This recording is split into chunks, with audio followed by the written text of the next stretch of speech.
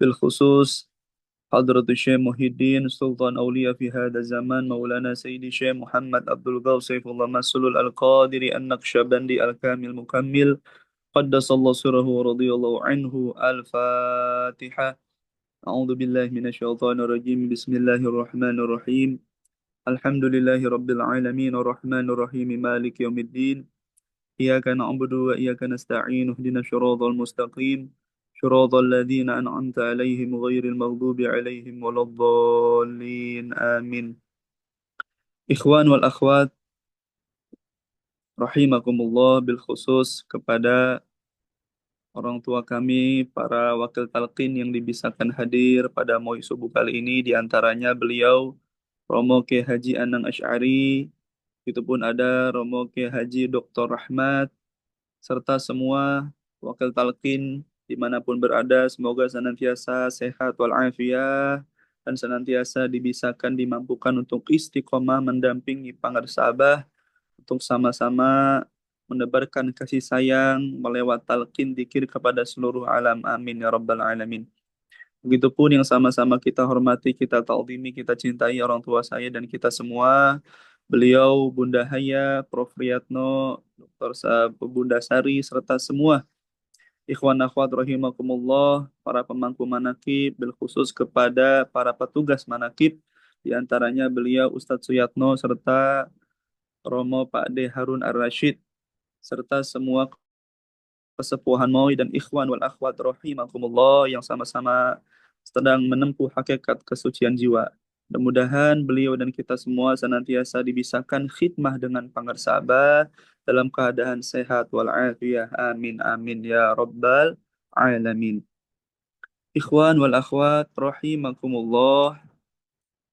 Kita bersyukur kepada Allah Subhanahu wa taala pada subuh kali ini masih dibisarkan untuk ikut manakib online.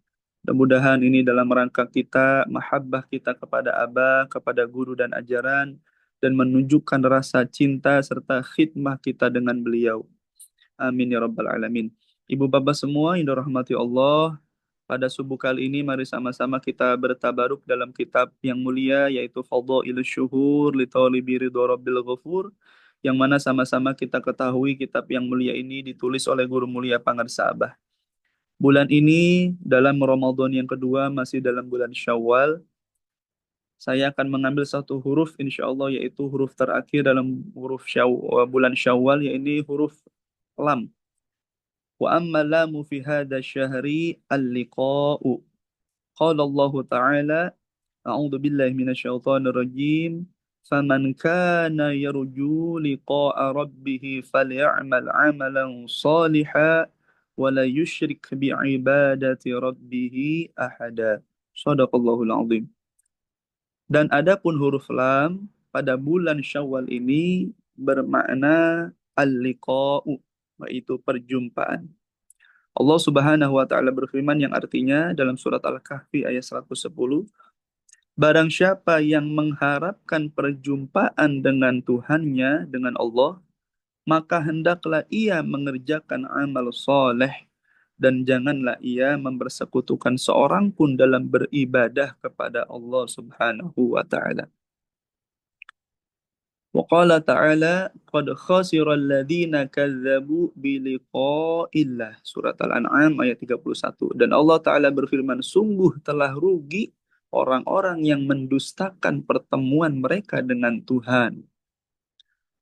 Wa qala ta'ala wattaqullaha wa'lamu annakum mulaquhu wa basyiril mu'minin. Allah Ta'ala berfirman juga dalam surat Al-Baqarah ayat 223 yang artinya, dan bertakwalah kepada Allah dan ketahuilah bahwa kamu kelak akan menemuinya, dan berilah kabar gembira bagi mereka orang-orang yang beriman. Ibu bapak yang dirahmati Allah Subhanahu wa taala, ikhwan akhwat rahimakumullah. Huruf lam di sini Pangersaba mentakwil memberikan makna dengan al-liqa, yaitu perjumpaan. Perjumpaan di sini perjumpaan dengan Allah Subhanahu wa taala. Allah taala mengatakan tadi dalam firman-Nya surat Al-Kahfi khususnya, kita semua akan berjumpa dengan Allah Subhanahu wa taala, khususnya nanti setelah perpulangan kita kepadanya. Dan untuk berjumpa dengannya, maka kita diperintahkan untuk mengerjakan amal soleh. Dan jangan pernah kita mempersekutukan seorang pun dalam beribadah kepada Allah Subhanahu wa Ta'ala.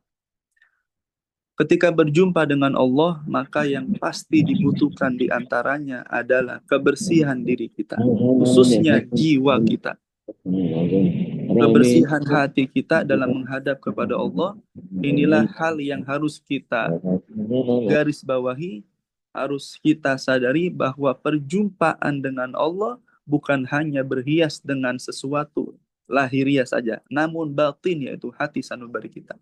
Sebagaimana Tuan Syekh Abdul Qadir dalam kitab Fadhil Syur ini, Abah mengutip perkataan Tuan Syekh Abdul Qadir yang beliau mengatakan ini pada kuliah subuh, tepatnya hari Selasa tanggal 8 Sya'ban tahun 254 Hijriah.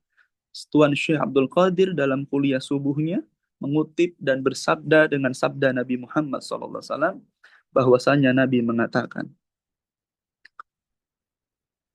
barang siapa yang berhias diri di hadapan manusia dengan hal yang mereka sukai dan menampilkan diri di hadapan Allah dengan sesuatu yang Allah benci, maka ia akan menemui Allah sedangkan Allah murka kepadanya.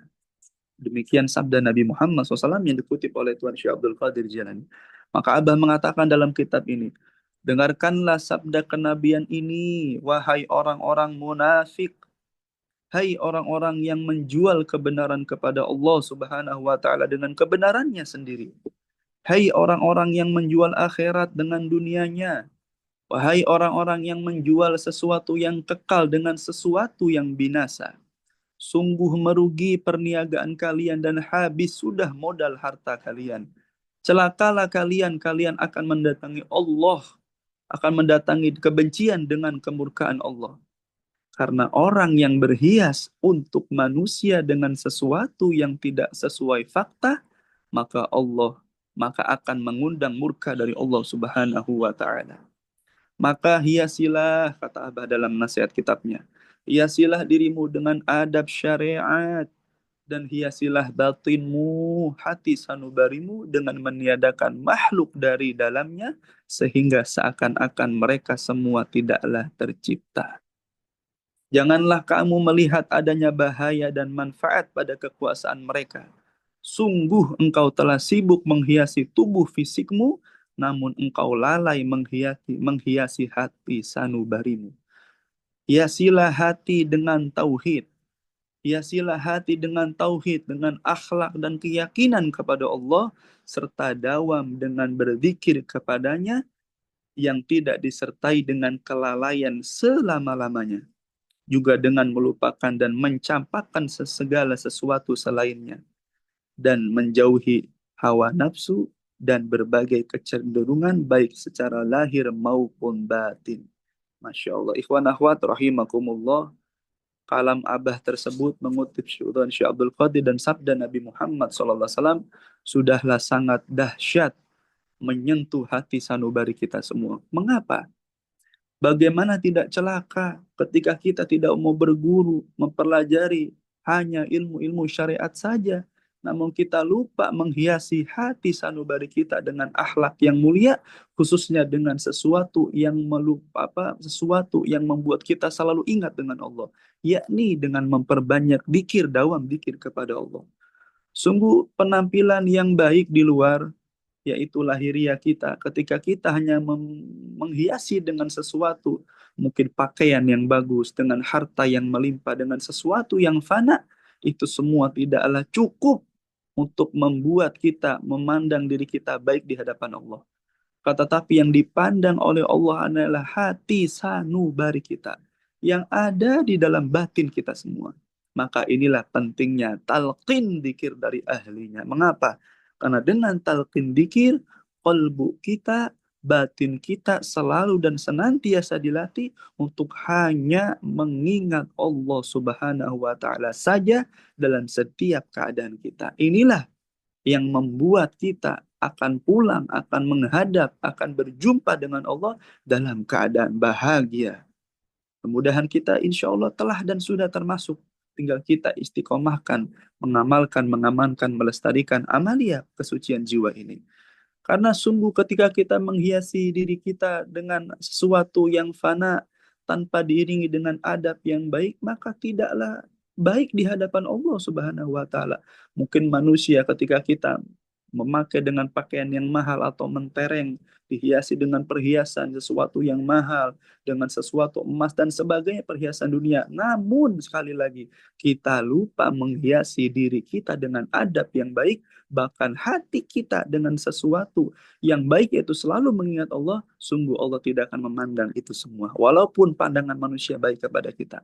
Maka kita belajar thariqah, kita belajar tasawuf dalam pecinta kesucian jiwa ini adalah bagaimana kita beramal bukan hanya dengan lahiriah kita yang baik, namun bagaimana caranya agar batin hati sanubari kita selalu beradab dan selalu baik, selalu indah di hadapan Allah Subhanahu wa taala. Itulah penting dan wajibnya talqin dzikir agar lahir batin kita selalu diperbaiki dengan dzikrullah, mengingat Allah Subhanahu wa taala dalam keadaan apapun. Sebagaimana ada juga perkataan Imam Ibnu Athaillah, abang mengutip perkataan Syekh Ibnu Athaillah, beliau berkata, Al-a'malu surun qa'imatun wa arwahuha wajudu sirril ikhlasi fiha.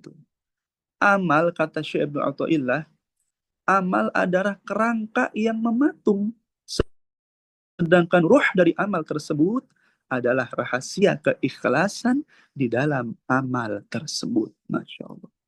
Dan Allah Subhanahu wa taala berfirman dalam hadis qudsi yang artinya ikhlas, kata Allah taala dalam hadis qudsi. Ikhlas adalah rahasia di antara berbagai rahasiaku yang aku simpan, yang aku titipkan di dalam hati orang yang aku cintai dari hamba-hambaku. Tidak dapat mengetahuinya seorang malaikat pun sehingga ia dapat menuliskannya, dan tidak pula setan sehingga ia dapat merusaknya. Mengapa?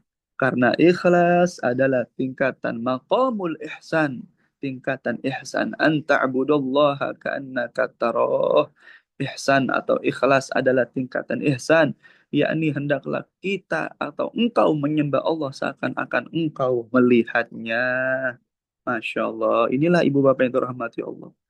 Amal kita, lahiriah kita, bahkan syariat kita, itu rukun Islam yang 5 kata Abah. Itu hanyalah seperti kerangka yang mematung, seperti hanya gerbong. Kalau tidak gerbong, kereta tidak ada lokomotif yang hidup, tidak sampai kemana-mana. Inilah pentingnya ruh dalam ibadah, yaitu keikhlasan. Apa itu keikhlasan? Ialah adalah talqin dzikir, khususnya dzikir yang telah ditanamkan ke dalam hati sanubari kita. Itulah ikhlas. Adalah rahasia seorang hamba yang Allah titipkan tadi di dalam hati hamba yang Allah cintai dari sekian hamba-hamba Allah. Masya Allah. Sampai dikatakan malaikat saja, kata Abah, tidak bisa melihatnya. Dibuat buta, dibuat tuli, tidak bisa mencatatnya. Apalagi setan tidak akan bisa merusaknya. Karena ikhlas yang telah ditanamkan oleh Allah melalui Ruhul Amin, melalui ruh yang terpilih yaitu Syekh Mursyid fi hada zaman, yaitu dengan talqin dzikir ke dalam hati sanubari kita. Inilah alat keikhlasan seorang hamba, yang ketika hamba mempunyai alat ikhlas tersebut dan dia mengamalkannya dengan dzikirnya, dengan amalia kesehariannya, dengan istiqomah, maka seluruh amalnya akan menjadi kebaikan yang begitu besar di sisi Allah Subhanahu wa taala. Sehingga amalia dia bukanlah seperti hanya amal kosong, yaitu yang seperti patung tidak ada ruhnya. Maka ruh dari amal tersebut sekali lagi adalah keikhlasan seorang hamba di dalam hati sanubarinya. Itulah adalah dzikir khafi, Masya Allah. Maka dengan amaliyah ini, amalia yang telah ditalkinkan ke dalam hati sanubari kita itu kalimat ikhlas, la ilaha illallah. Dan kalimat yang ada dalam hati sanubari kita, setiap helai, setiap detak jantung kita berdetak menyebut asma Allah. Itulah kalimat ikhlas. Itulah tingkatan ihsan yang telah Allah berikan kepada orang-orang yang Allah cintai. Semoga kita semua senantiasa dibisahkan sekali lagi istiqomah mengamalkannya dengan istiqomah. Amin, amin, ya rabbal alamin.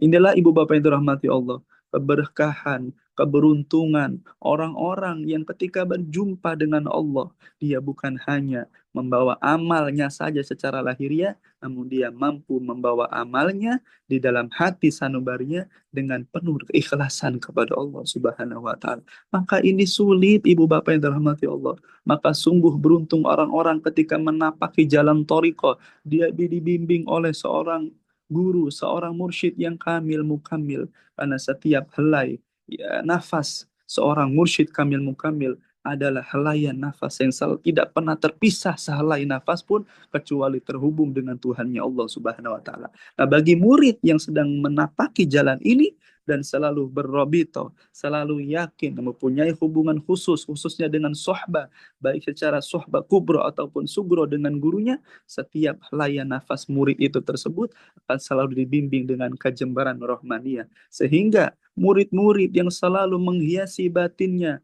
dengan akhlak yang mulia, dengan meniadakan makhluk selain Allah Subhanahu wa taala, itulah murid-murid yang akan menghadap kepada Allah pun dengan kebahagiaan bahagia, menghadap kepada Allah dengan Allah ridho kepadanya. Inilah diantaranya keberkahan, keuntungan bagi mereka, orang-orang yang telah dan sudah menerima kalimat La ilaha illallah, menerima talqin dzikir dari ahlinya. Sehingga Ibu Bapak yang dirahmati Allah, apapun kehidupan dunia yang ia dititipi oleh Allah, baik dirinya, baik ilmunya, baik hartanya, baik jabatannya, apapun yang Allah titipkan, sebesar apapun yang Allah titipkan, maka orang yang telah dan sudah mempunyai dikir ini, sudah ditalkin dikir, dia tidak dipalingkan, tidak disilaukan, tidak dilupakan, dan tidak tidak dilupakan dirinya, melupakan Allah sedetik pun, walaupun hartanya banyak, ilmunya banyak, tapi dia sadar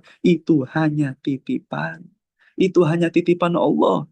Itu hanya kepunyaan Allah dan tidak punya apapun dalam dirinya. Dia telah melepaskan, telah sadar dirinya ini hanya titipan Allah. Sehingga amal tersebut, mungkin harta tersebut, ilmu tersebut, atau apapun jabatan tersebut yang dititipkan kepadanya, semata-mata dilakukan hanya untuk mengabdi kepada Allah Subhanahu wa taala. Inilah manusia-manusia beruntung yang ketika dia perbanyak zikir kepada Allah, dia selalu sadar, saya ini semua bukan punya saya, tapi punya Allah dan harus dikembalikan kepada Allah Subhanahu wa taala. Maka kita bersyukur telah dibimbing oleh seorang guru, seorang murabbi, seorang mursyid yang benar-benar sudah fana fillah, sudah meniadakan dirinya, sudah meniadakan keakuannya, yang hanya adalah Allah dalam dirinya, yang hanya adalah Allah dalam dirinya, yang hanya ada gurunya saja, yaitu guru mursyid Aba Aw saat itu, yaitu Syekh Ahmad Sohibul Wafa, maksudnya Aba Anom. Begitupun kita, ketika kita telah belajar dalam thariqah ini, kita belajar dalam fana fi syekh. Sebelum fana fillah, kita belajar fana fi syekh. Di antara fana fi syekh adalah pagi hari ini, yaitu kita mengamalkan, mengamankan, melestarikan amalia pecinta kesucian jiwa, khususnya kesukaan guru kita.